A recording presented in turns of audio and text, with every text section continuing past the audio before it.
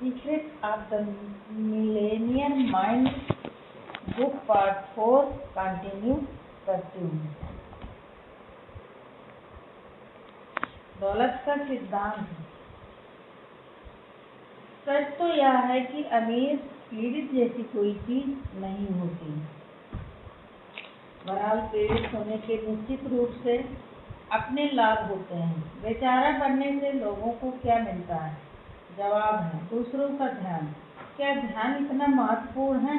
तर्क लगा लें है किसी न किसी तरह से लगभग हर व्यक्ति इसी के लिए जीता है, और जिस कारण लोग ध्यान के लिए जीते हैं वह यह है कि उन्होंने एक गंभीर गलती कर दी है। यह वही गलती है जो हम में से लगभग सभी ने की है। हमने ध्यान और प्रेम को गलती से एक समझ लिया है। मेरा यकीन करें, सचमुच खुश और सफल बनना लगभग असंभव है अगर आप लगातार दूसरों का ध्यान पाने की इच्छा करते हैं, क्योंकि अगर आप ध्यान चाहते हैं तो आप दूसरों की दया पर हैं।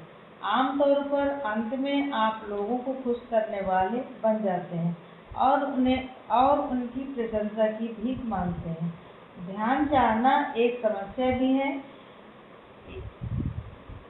क्योंकि इसे पाने के लिए लोगों में मूर्खतापूर्ण हरकतें करने की प्रवृत्ति होती है। कई कारणों से ध्यान और प्रेम को अलग अलग करना बहुत जरूरी है। पहली बात, आप ज्यादा सफल बन जाएंगे।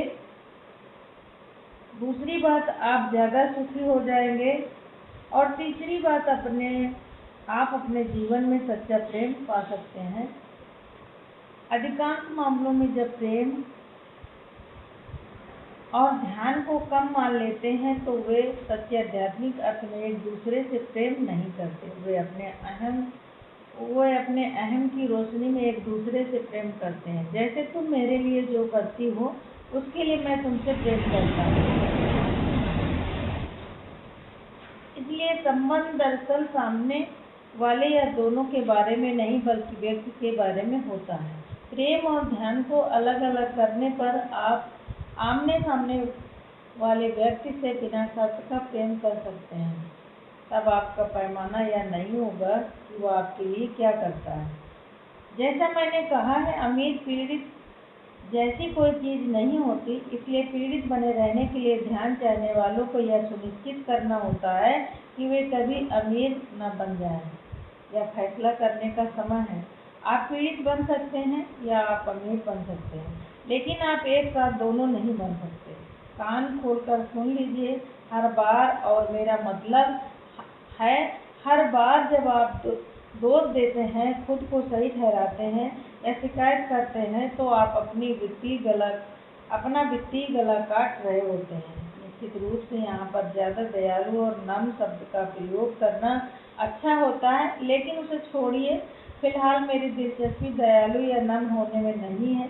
मेरी दिलचस्पी तो आपको यह दिखाने में है कि आप अपने साथ क्या कर रहे हैं। बाद में जब आप अमीर बन जाएंगे तब हम ज्यादा दयालु और नम्र हो सकते हैं, ठीक है ना? अब अपनी सत्य पहचानने का समय है और यह स्वीकार करने का कि आप अपने जीवन में मौजूद हर चीज का निर्माण करते हैं, और उसका भी जो आपके जीवन में नहीं है। यह जान लें कि आप अपनी दौलत, अपनी कंगाली और इन दोनों के बीच के हर स्तर का निर्माण करते हैं। घोषणा। दिल पर हाथ रखकर कहें, अपनी वित्तीय सफलता के स्तर का निर्माण मैं खुद करता हूँ। अपना सिर झुकाकर कहें, मेरे पास मिलेनियर मस्तिष्क है। मिलेनियर मस्तिष्क की गतिविधियाँ। जब भी आप देखें कि आप दोष मढ़ रहे हैं, खुद को सही ठहरा रहे हैं या शिकायत कर रहे हैं, तो हर बार अपनी तर्जनी उंगली अपने गले पर फेरे, ताकि आपको तत्काल याद आ जाए कि आप अपना वित्तीय गला काट रहे हैं। एक बार फिर, हालांकि खुद के गले पर उंगली फेरना थोड़ा अजीब लग सकता है, लेकिन यह दोष देकर, खुद को सही ठहराकर या शिकायत करके अपना पूरा करने से ज्यादा अजीब नहीं है। और अंततः यह क्रिया इन विनाशकारी आदतों को खत्म कर देगी। एक डिफीट करें। हर रात सोने से पहले एक ऐसी चीज़ लिख लें जो अच्छी तरह हुई और एक ऐसी चीज़ लिख लें जो अच्छी तरह नहीं हुई। फिर नीचे दिए गए सवाल का जवाब लिख लें। मैंने किस तरह इनमें से प्रत्येक परिस्थितियों का निर्माण किया? अगर दूसरे लोग शामिल हों तो खुद से पूछें, इनमें से प्रत्येक स्थिति का निर्माण करने में मेरी भूमिका क्या थी? यह अभ्यास आपको अपने जीवन के प्रति जवाबदेह बनाएगा और उन रणनीतियों के बारे में जागरूक भी बनाएगा जो आपके लिए काम कर रही हैं या नहीं कर रही हैं। दौलत की फाइल। अमीर लोग पैसों का खेल जीतने के लिए खेलते हैं। गरीब लोग पैसों का खेल हारने से बचने के लिए खेलते हैं। गरीब लोग पैसे का खेल आक्रामक नहीं सुरक्षात्मक तरीके से खेलते हैं।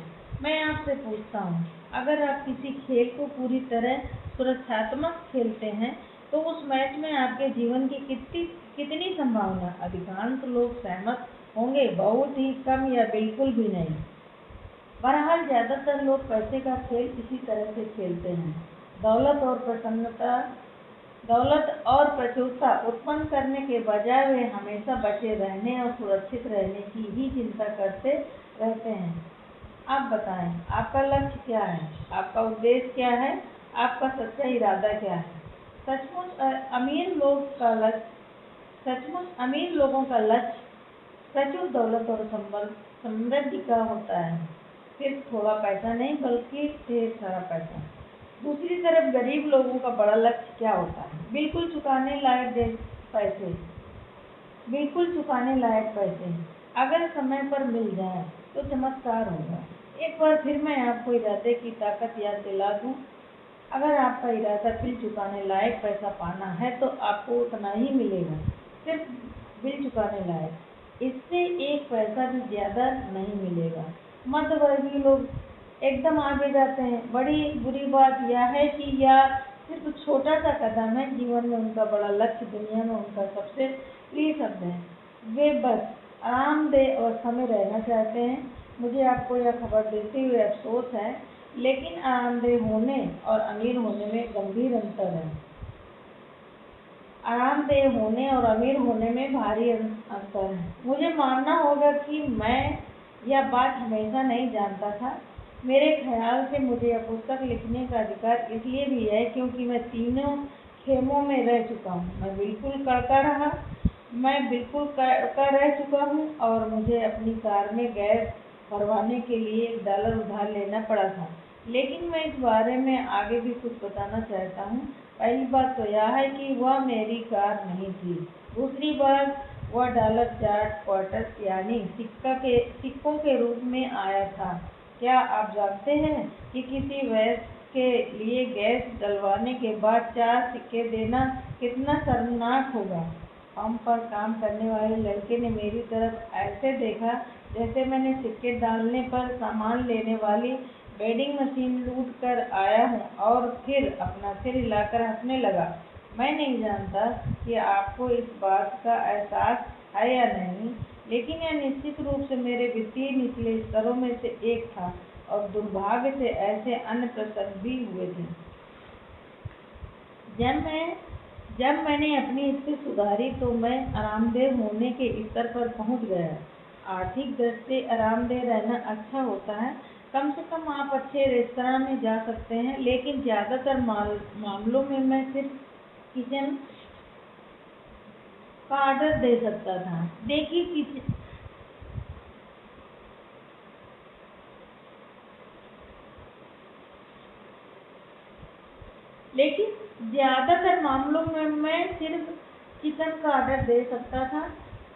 देखिए, चिकन खाने में कोई गलत बात नहीं है, बशर्ते आप सचमुच चिकन ही खाना चाहते हो, लेकिन अक्सर ऐसा होता नहीं है।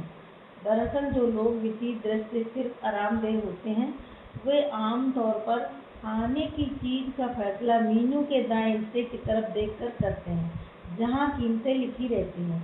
तुम आज रात क्या खाना चाहोगे? मैं यह $7.95 वाली डिश लूँगी। देखते हैं कि यह क्या है। हैरानी, यह फिर से चिकन है। इस सप्ताह 19वीं बार। जब आप आरामदेह होते हैं तो आप मेनू में नीचे की ओर लिखी डिशेज पर निगाह डालने की हिम्मत भी नहीं कर सकते, क्योंकि वहाँ पर मध्यवर्गीय डिक्शनरी में सबसे प्रतिबंधित शब्द लिखे रहते हैं। बाजार भाव पर और उत्सुकता जागने पर भी आप उसका भाव कभी नहीं पूछते हैं। पहली बात, क्योंकि आप जानते हैं कि वह भाव आपके बजट के बाहर होगा। दूसरी बात, यह बहुत शर्मनाक होता है जब वेटर आपको बताता है कि उसे जिसकी कीमत $49 है, तो वह आपके जवाब पर यकीन नहीं करेगा। जब यह सुनकर आप कहेंगे, देखो न जाने क्यों आज रात को मेरा मन चिकन खाने का है। मैं यह कहना चाहूँगा कि निजी तौर पर मेरे लिए अमीर बनने के बारे में एक बड़ी अच्छी बात यह है कि अब मुझे मेनू की कीमतें देखने की कोई ज़रूरत नहीं होती। मैं वही खाता हूँ जो मैं खाना चाहता हूँ, चाहे कीमत जो भी हो। मैं आपको आश्वस्त कर सकता हूँ कि जब मैं दिवालिया या आरामदेह था तब मैं ऐसा नहीं करता था। मूल मुद्दा यह है, अगर आपका लक्ष्य आरामदेह बनना है तो इस बात की संभावना है कि आप कभी अमीर नहीं बन पाएंगे। लेकिन अगर आपका लक्ष्य अमीर बनना है तो इस बात की संभावना है कि आप बहुत आरामदेह तो बन ही जाएंगे। दौलत का सिद्धांत। अगर आपका लक्ष्य आरामदेह बनना है तो इस बात की संभावना है कि आप कभी अमीर नहीं बन पाएंगे। लेकिन अगर आपका लक्ष्य अमीर बनना है तो इस बात की संभावना है कि आप बहुत आरामदेह तो बन ही जाएंगे। हम अपने कोर्स में एक सिद्धांत सिखाते हैं। अगर आप सितारों पर निशाना साधते हैं तो आप कम से कम चांद पर निशाना लगा ही लेंगे। गरीब लोग अपने मकान की छत पर भी निशाना नहीं साध पाते और फिर इस बात पर हैरान होते हैं कि वे सफल क्यों नहीं हैं। देखिए, उन्हें अभी-अभी कारण पता चल गया है। आप वही पाते हैं जिसे पाने का सच्चा इरादा रखते हैं। अगर आप अमीर बनना चाहते हैं तो आपका लक्ष्य अमीर ही होना चाहिए। बिल्कुल चुकाने लायक या आरामदेह होने लायक पैसे होना नहीं। अमीर मतलब अमीर। दिल पर हाथ रख कर कहें, मेरा लक्ष्य मिलेनियर और सबसे भी ज्यादा बनना है। मेरा लक्ष्य मिलेनियर और उससे भी ज्यादा बनना है। अपना सिर छूकर कहें, मेरे पास मिलेनियर मस्तिष्क है। मिलेनियर मस्तिष्क की गतिविधियाँ। 2 वित्तीय लक्ष्य लिखिए जो दोयमता या गरीबी के बजाय दौलत बनाने का इरादा दर्शाएं। जीतने के लिए खेलने के अपने 2 लक्ष्य लिखें। वार्षिक आय, नेटवर्थ, कुल संपत्तियाँ। इन लक्ष्यों को यथार्थवादी समय सीमा में हासिल होने योग्य बनाएं। लेकिन साथ ही यह भी याद रखें कि आपको सितारों पर निशाना साधना है। किसी बेहतरीन रेस्तरां में जाकर बाजार भाव पर डिश का ऑर्डर दे बिना उसका भाव पूछे। अगर आर्थिक तंगी चल रही हो तो बिल आधा-आधा बांटा जा सकता है। पुनः चिकन नहीं चलेगा। दौलत की फाइल। अमीर लोग अमीर बनने के प्रति समर्पित होते हैं। गरीब लोग अमीर बनना चाहते हैं। अगर आप लोगों से यह पूछें कि क्या वे अमीर बनना चाहते हैं तो ज़्यादातर लोग आपकी ओर ऐसे देखेंगे जैसे आप पागल हो गए हो। वे कहेंगे, जाहिर है मैं अमीर बनना चाहता हूँ। बहरहाल सच्चाई यह है कि ज़्यादातर लोग वास्तव में अमीर नहीं बनना चाहते।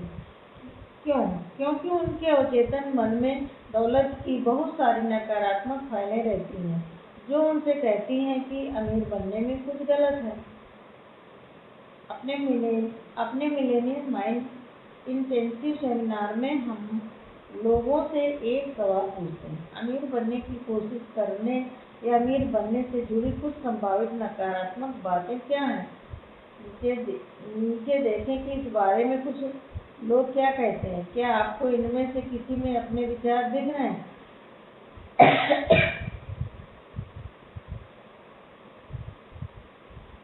अगर मैं दौलत कमाने के बाद उसे गंवा दूं तो क्या होगा? फिर मैं सचमुच असफल कहलाऊंगा। मुझे कभी पता ही नहीं चलेगा कि लोग मुझे पसंद करते या मेरी दौलत को। मैं सबसे ऊंची टैक्स रेंज में पहुंच जाऊंगा और मुझे अपना आधा पैसा सरकार को देना पड़ेगा। इसमें बहुत ज़्यादा मेहनत है। इस कोशिश में मैं अपनी सेहत गंवा सकता हूँ। मेरे दोस्त और मेरा परिवार वाले कहेंगे तुम्हें क्या लगता है कि तुम कौन हो, और मेरी आलोचना करेंगे। हर व्यक्ति मुझसे मदद की उम्मीद करेगा। मुझे लूटा जा सकता है, मेरे बच्चों का अपहरण हो सकता है। यह बहुत बड़ी जिम्मेदारी है।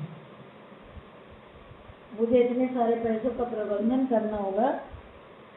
मुझे सचमुच निवेशों को समझना होगा। मुझे टैक्स की रणनीतियों और पूंजी की सुरक्षा की चिंता करनी पड़ेगी, और मुझे महंगे अकाउंटेंट्स तथा वकीलों को फीस देनी पड़ेगी। ओह, कितनी मुसीबत का काम है। सूची इसी तरह आगे बढ़ती चली जाती है। जैसा मैंने पहले जिक्र किया है, हम में से हर एक की दिमाग नाम की अलमारी में दौलत की एक फाइल होती है। इस फाइल में हमारे व्यक्तिगत विश्वास होते हैं, जिनमें यह भी शामिल होता है कि अमीर बनना शानदार क्यों होगा। बहरहाल कई लोगों की फाइल में यह जानकारी भी होती है कि अमीर बनना इतना शानदार क्यों नहीं होगा।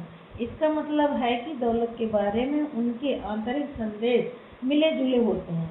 इनका एक हिस्सा खुशी से कहता है ज़्यादा पैसे का मतलब है ज़िंदगी में ज़्यादा मज़ा, लेकिन दूसरा हिस्सा चीखता है लेकिन मुझे गधे की तरह काम करना पड़ेगा, इसमें क्या मज़ा है।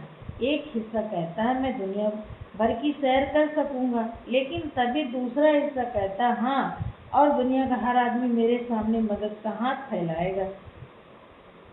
ये मिले जुले संदेश मासूम लग सकते हैं, लेकिन सच तो यह है कि यही वे प्रमुख कारण हैं जिनकी वजह से ज़्यादातर लोग कभी अमीर नहीं बन पाते। आप इसे इस तरह देख सकते हैं, ब्रह्मांड यानी उच्चतर शक्ति एक बड़े मेल ऑर्डर डिपार्टमेंट जैसा है। ब्रह्मांड लगातार आपकी ओर लोगों, घटनाओं और चीज़ों को भेज रहा है। आप अपने प्रबल विश्वासों के आधार पर ऊर्जा से संचारित संदेश ब्रह्मांड की ओर भेज कर ऑर्डर देते हैं। आकर्षण के नियम के आधार पर ब्रह्मांड आपके ऑर्डर को पूरा करने की सर्वश्रेष्ठ कोशिश करेगा। लेकिन अगर आपकी फाइल में मिले जुले संदेश हैं, तो ब्रह्मांड यह समझ ही नहीं पाता कि आप चाहते क्या हैं। एक मिनट ब्रह्मांड सुनता है कि आप अमीर बनना चाहते हैं, इसलिए यह आपकी ओर दौलत के अवसर भेजने लगता है। लेकिन फिर यह आपको कहते सुनता अमीर लोग लालची होते हैं, इसलिए ब्रह्मांड आपकी बात मानकर ऐसी व्यवस्था करने लगता है ताकि आपके पास ज़्यादा पैसा न रहे। लेकिन फिर आप सोचते हैं ज़्यादा पैसा होने पर जिंदगी बहुत मज़ेदार बन जाएगी, तो बेचारा ब्रह्मांड दुविधा में दोबारा आपकी ओर ज़्यादा पैसे कमाने के अवसर भेजने लगता है। अगले दिन आप प्रेरणाहीन मूड में रहते हैं, इसलिए आप सोचते हैं पैसा इतना महत्वपूर्ण नहीं है। हैरान परेशान ब्रह्मांड आखिरकार चीख उठता है, पहले फैसला कर लो, तुम जो चाहते हो वह मैं तुम्हें दे दूंगा, बस मुझे इतना बता दो कि तुम चाहते क्या हो। ज़्यादातर लोगों को अपनी मनचाही चीज़ इस प्रमुख कारण से नहीं मिलती क्योंकि उसे पता ही नहीं होता है कि वे क्या चाहते हैं। अमीर लोग पूरी तरह स्पष्ट होते हैं कि वे दौलत चाहते हैं। उनकी इच्छा अटल होती है, वे दौलत कमाने के लिए पूरी तरह समर्पित रहते हैं। जब तक तरीका कानूनी, नैतिक और सही हो, वे दौलत कमाने के लिए हर काम करने को तैयार रहते हैं। अमीर लोग ब्रह्मांड को मिले जुले संदेश नहीं भेजते, गरीब लोग भेजते हैं। वैसे पिछला पैराग्राफ पढ़ते समय आपके दिमाग के भीतर की धीमी आवाज़ ने कहा होगा, अमीर लोगों को इस बात की परवाह ही नहीं होती कि तरीका कानूनी, नैतिक और सही हो, तो आप निश्चित रूप से यह पुस्तक पढ़कर सही काम कर रहे हैं। आपको जल्द ही पता चल जाएगा कि इस तरह सोचना कितना हानिकारक हो सकता है।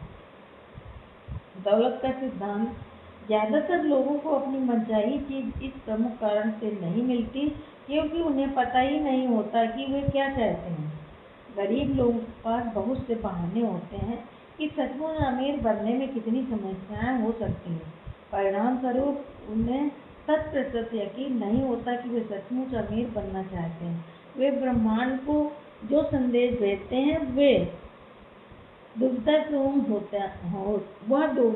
होता है। दूसरों के प्रति उनका संदेश दुविधापूर्ण होता है। और यह सारी दुविधा क्यों होती है? क्योंकि खुद के प्रति उनका संदेश भी दुविधापूर्ण ही होता है। पहले हमने इरादे की शक्ति के बारे में बात की है। मैं जानता हूँ कि इस पर यकीन करना मुश्किल हो सकता है, लेकिन आपको हमेशा वही मिलता है जो आप चाहते हैं। जो आप अवचेतन मन में चाहते हैं वह नहीं जो आप कहते हैं कि आपको चाहिए। हो सकता है आप जोर से इसका विरोध करते हुए प्रतिक्रिया करें, यह पागलपन भरी बात है। मैं भला वित्तीय मुश्किलें क्यों चाहूँगा? और आपसे मेरा सवाल भी ठीक यही है। मैं नहीं जानता आप वित्तीय मुश्किलें क्यों चाहेंगे।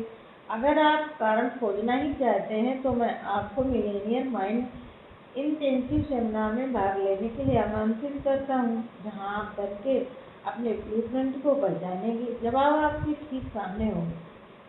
खरी भाषा में कहा जाए तो अगर आप मनचाही दौलत हासिल नहीं कर पा रहे हैं तो इस बात की काफ़ी संभावना है कि अव्वल तो आप अवचेतन रूप से सचमुच दौलत नहीं चाहते, या दूसरी बात आप वह काम करने के इच्छुक नहीं हैं जो इसे पाने के लिए किया जाना चाहिए।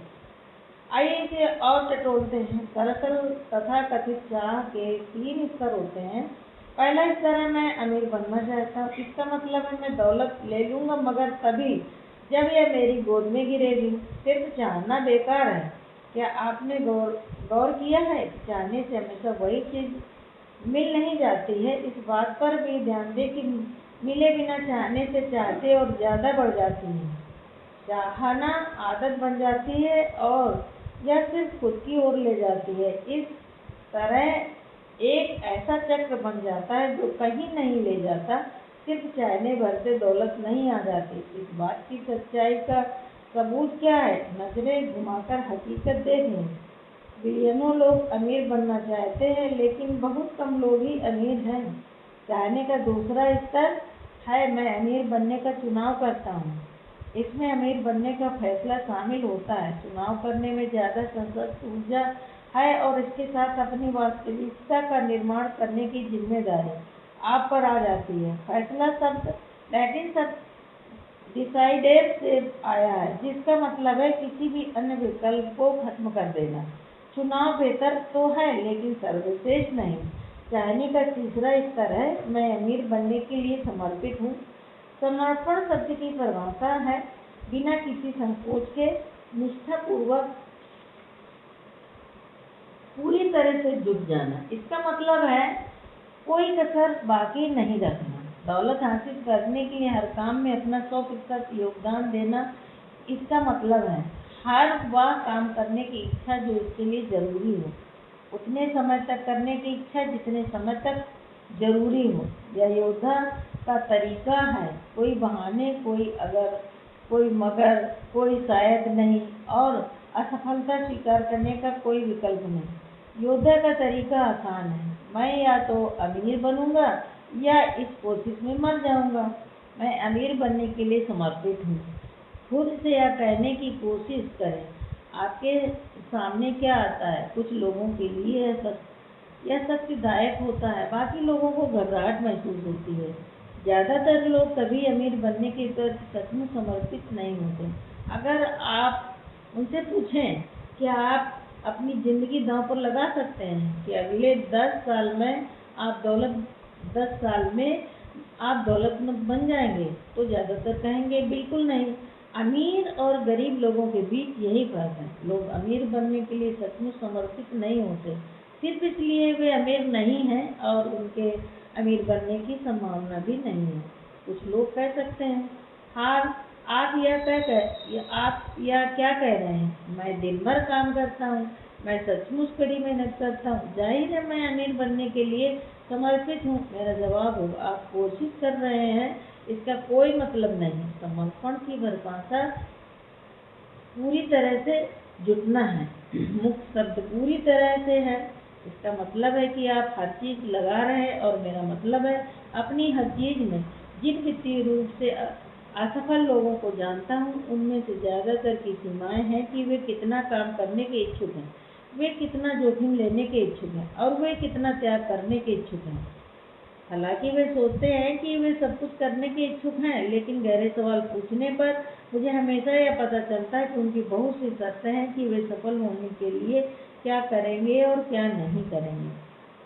मुझे आपको यह बताते हुए अफसोस है, लेकिन अमीर बनना बगीचे में टहलने जैसा नहीं है, और जो इससे अलग बात कहता है वह या तो मुझसे बहुत ज़्यादा जानता है या फिर झूठ बोल रहा है। मेरा अनुभव यह है कि अमीर बनने के लिए एकाग्रता, साहस, ज्ञान, विशेषज्ञता, 100% प्रयास, कभी हार न मानने का नजरिया और जाहिर है अमीर मानसिकता की जरूरत होती है। आपको अपने दिल की गहराई में यकीन करना होता है कि आप दौलत बना सकते हैं और आप पूरी तरह से इसके हकदार हैं। एक बार फिर इसका मतलब यह है कि अगर आप दौलतमंद बनने के लिए पूरी तरह और सचमुच समर्पित नहीं है, तो संभावना है कि आप बन भी नहीं पाएंगे। दौलत का सिद्धांत: अगर आप दौलतमंद बनने के लिए पूरी तरह और सचमुच समर्पित नहीं है, तो संभावना है कि आप बन भी नहीं पाएंगे। क्या आप हर दिन 16 घंटे काम करने के इच्छुक हैं? अमीर लोग होते हैं। क्या आप हर हफ्ते 7 दिन काम करने और अपने ज़्यादातर वीकेंड की मौज मस्ती छोड़ने के इच्छुक हैं? अमीर लोग होते हैं। क्या आप अपने परिवार या मित्रों से मिलने और अपने मनोरंजन का शौक त्याग करने के इच्छुक हैं? अमीर लोग होते हैं। क्या आप अपना सारा समय ऊर्जा और शुरुआती पूंजी बिना लाभ की गारंटी वाले जोखिम भरे काम में लगाने के लिए इच्छुक हैं? अमीर लोग होते हैं। अमीर लोग कुछ समय तक यह सब करने के इच्छुक रहते हैं। वे आशा करते हैं कि उनका लक्ष्य थोड़े समय में ही पूरा हो जाएगा, लेकिन अक्सर लंबा समय लगता है। अमीर लोग ऊपर बताए गए सभी काम करने के लिए तैयार और इच्छुक होते हैं। क्या आप हैं? शायद आप खुशकिस्मत होंगे और आपको ज़्यादा लंबे समय तक या मेहनत से काम नहीं करना पड़ेगा या किसी चीज़ का त्याग नहीं करना होगा।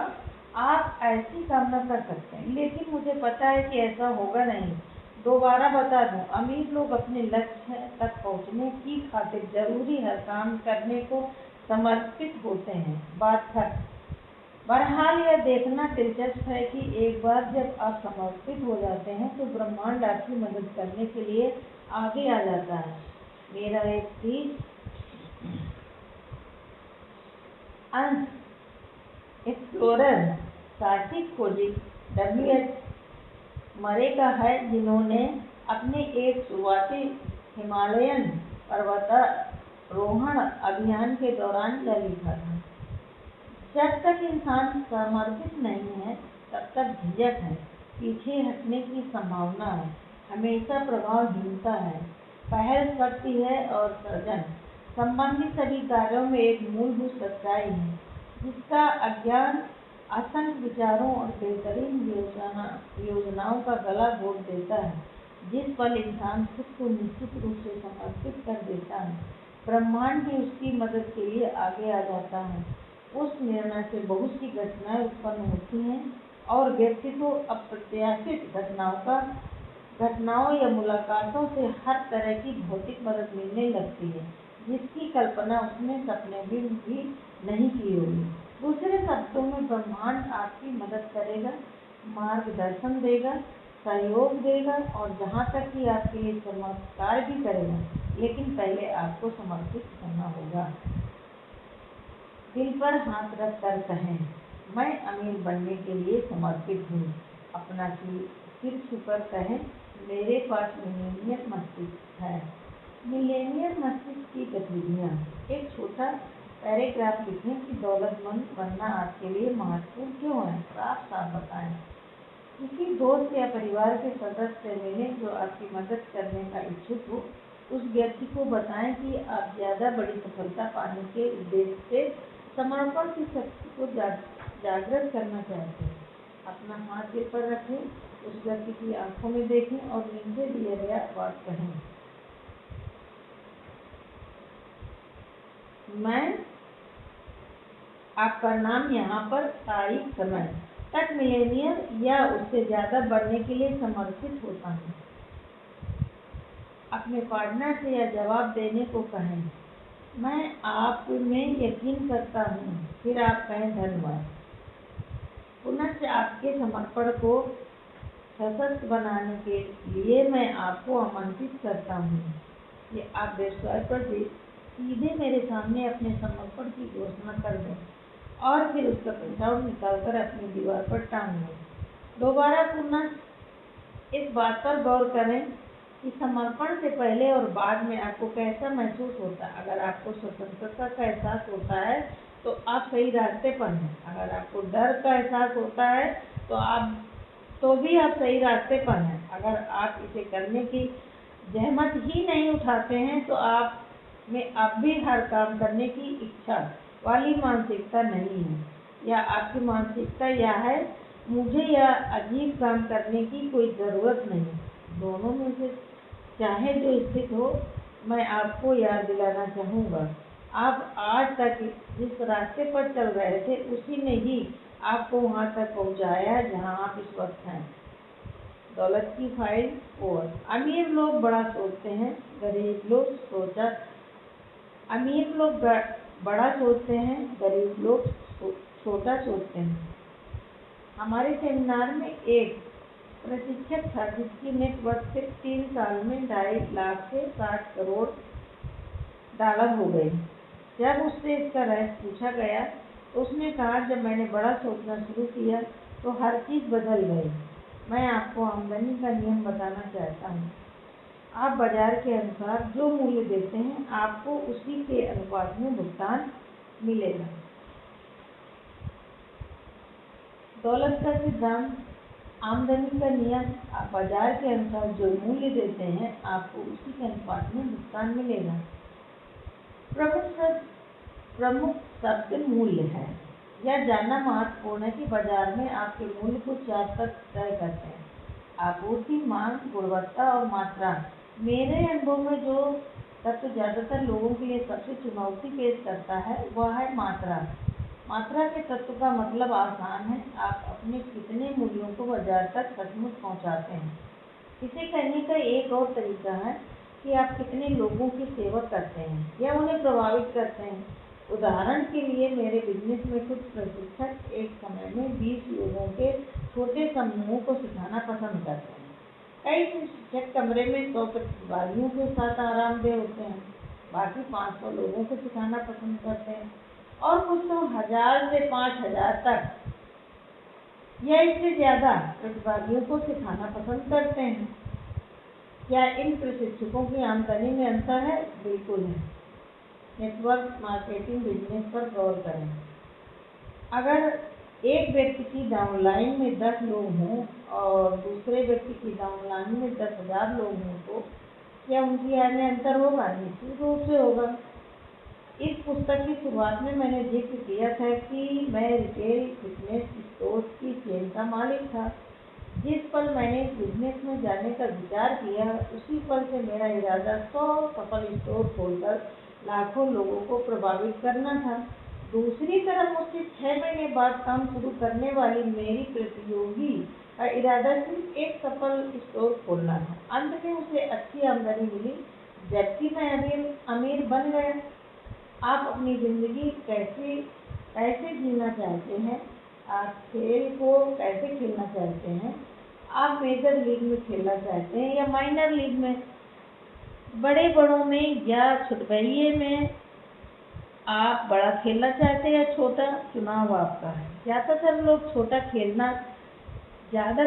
छोटा खेलने का चुनाव करते हैं, क्योंकि पहली बात तो डर के कारण वे असफलता से बुरी तरह घबराते हैं, जबकि सफलता से तो और भी ज़्यादा घबराते हैं। दूसरी बात, लोग छोटा इसलिए खेलते हैं क्योंकि वो छोटा महसूस करते हैं, वे नाकाबिल महसूस करते हैं, वे ऐसा महसूस नहीं करते जैसे वे पर्याप्त अच्छे महत्वपूर्ण हों जो दूसरों के जीवन में वास्तविक अंतर ला सकते हों।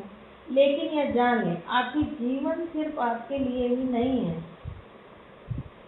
आपका जीवन सिर्फ आपके लिए ही नहीं है, या दूसरों को योगदान देने के लिए भी है या अपने मिशन के प्रति सच्चा होने के लिए है। इस समय धरती पर आपके रहने के पीछे जो कारण है उसे जीने के बारे में है या दुनिया के पजल में अपना टुकड़ा जोड़ने के बारे में है।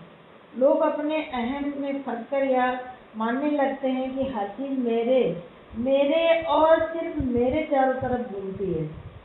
लेकिन अगर आप सच्चे अर्थों में अमीर बनना चाहते हैं तो यह सिर्फ आपके बारे में नहीं हो सकता, इसमें तो दूसरे के जीवन में सकारात्मक योगदान देना शामिल होगा।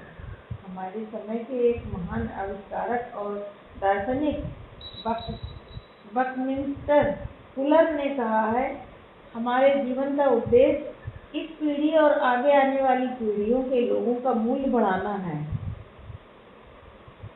Thank you so much.